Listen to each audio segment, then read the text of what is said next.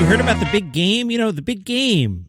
The one where people in ads say the big game. Stephen Colbert said the big game will pit the Tampa Bay Buccaneers against the Kansas City Chiefs.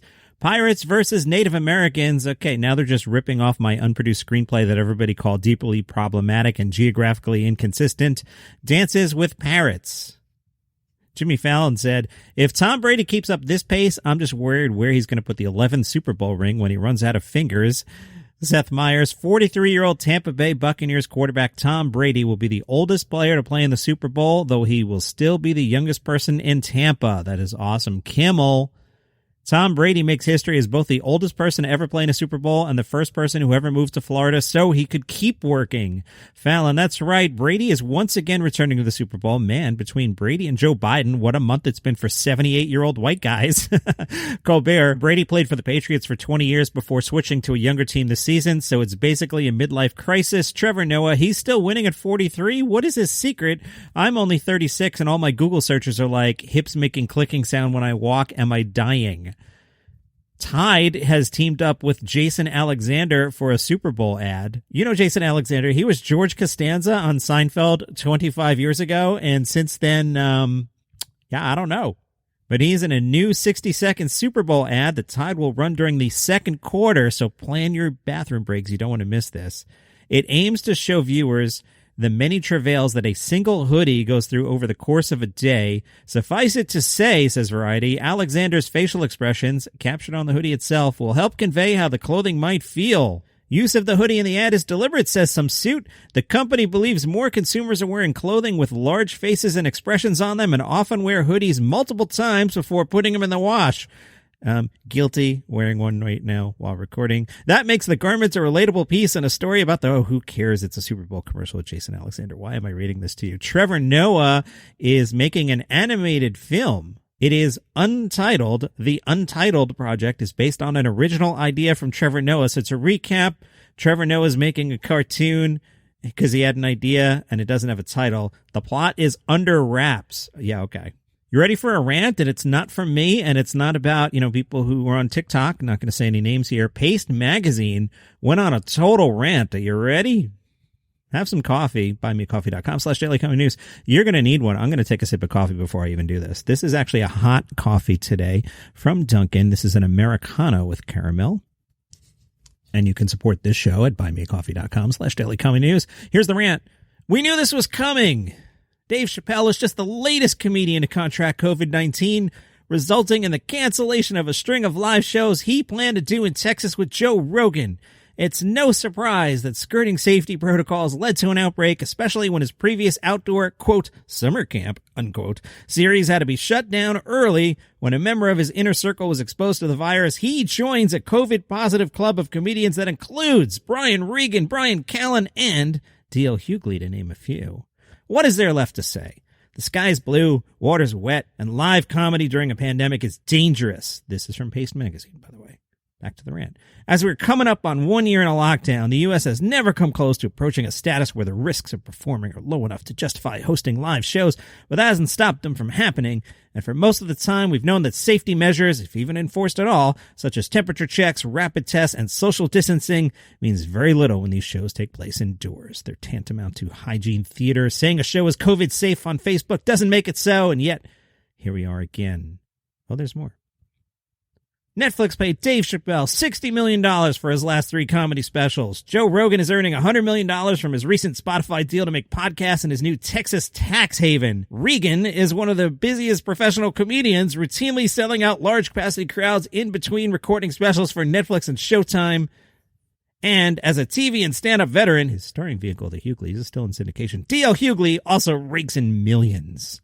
These stars can afford to not work, and yet the people perfectly suited to ride out a pandemic in relative comfort are choosing to risk it all, and in doing so, encouraging others to risk it too. Oh, there's more. And they're not just performing. They're doing meet and greets, sticking around to hug strangers and completely obliterate the already flimsy 6 feet rule. What was the point of taking all these precautions just to throw it away for Xander's Instagram story? How does a meet and greet or a maskless after party sharpen your comedic skills? This kind of completely superfluous add-on shows that touring has nothing to do with maintaining a sharp whip or providing some sort of levity during a dark time. It's all ego. There was no reason for these shows. They're non-essential activities. There's no economic anxiety. It's simply a matter of people who can do whatever they want, doing whatever they want. I hope everyone involved is safe and healthy. I do not want anyone to have to suffer from this terrible disease. Well, not in this profession at least. But we cannot keep pretending these are honest mistakes. These are not people stuck between a rock and a hard place. These are people stuck in a mansion between some really, really nice throw pillows. My God, what is even the point of pulling a high 6 to 7 figures off content you own if you're going to risk a respiratory disease to play a chain comedy club in South Florida? Whew. That's from Paste Magazine. Today's Daily Comedy News is sponsored by the Is This Entertainment podcast. Told you about Jacob and Ben yesterday. Now look, Daily Comedy News listeners, you got to give them some clicks or they're going to be like, this Johnny Mac guy's a total bust. Nobody listens to our podcast. I hate that guy. No, I don't want Jacob and Ben to hate me. Give them some clicks. Check out the show. Is This Entertainment podcast, hosted by two self-described hermits that play music together. And they've been talking about WandaVision. Did you see WandaVision Friday night? It was awesome. Who does not like WandaVision? You know, lately on the show, Ben's been going on some improv rants. Ben is described as a former improv performer, but Ben, I say to you, if you're doing improv rants, you are not a former improv performer. You're an improv performer.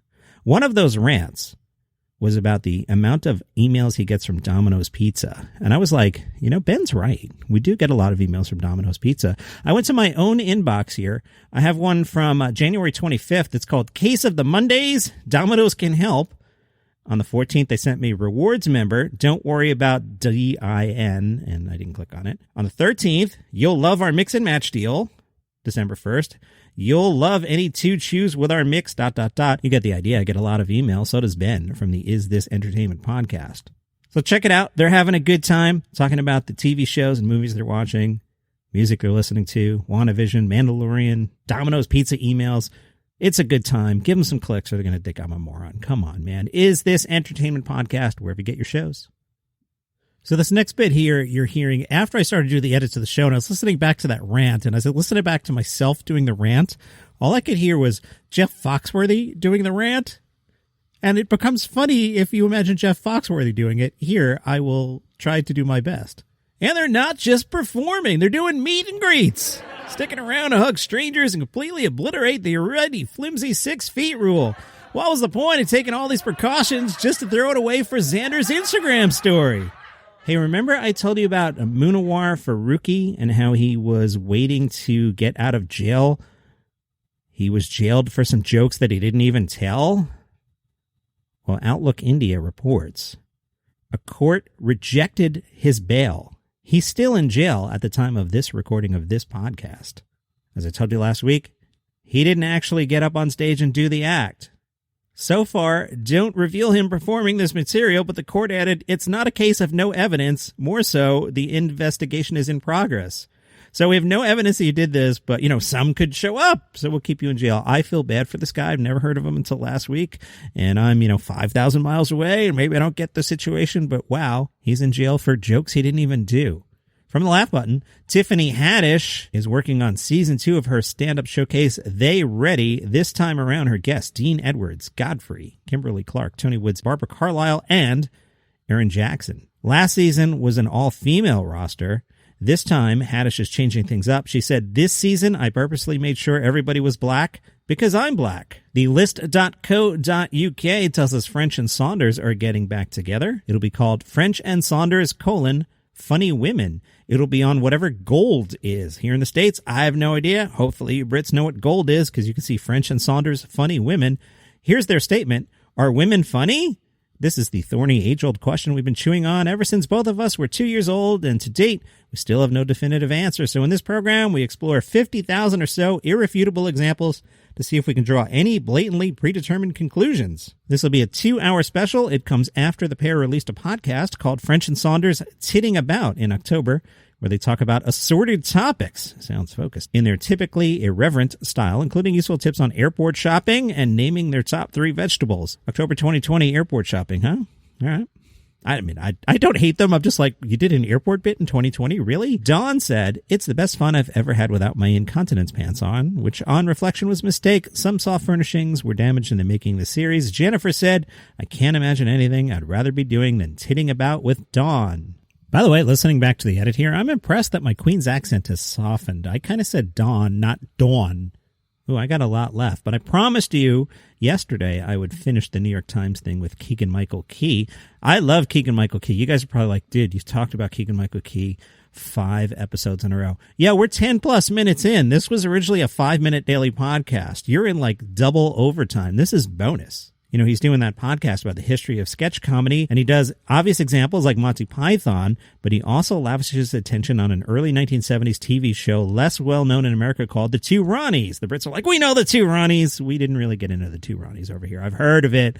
I don't know if I've ever seen it. Two Ronnies builds a whole sketch on misunderstanding names. Key then explains how a famous sketch he did on Key and Peele about a substitute teacher shares the same tactic. A.A. Ron. That probably is the best Key and Peele sketch, right? A.A. Ron, substitute teacher. You know what I'm talking about. If you're 12 minutes into this podcast, you know what I'm talking about. I love this next part. There's a poignancy to Key remembering the first time he heard his stoic father laugh. Seeing him break up at Eddie Murphy doing a Stevie Wonder impression with Wonder at his side on SNL made such an impression that Key described it as, quote, the beginning of my sketch comedy path, unquote. His enthusiasm can veer into cloying dad humor, but his delight in forgotten artists is infectious. The history of sketch comedy keeps an eye on comprehensiveness, including quick histories of burlesque and vaudeville, as well as the Broadway Review.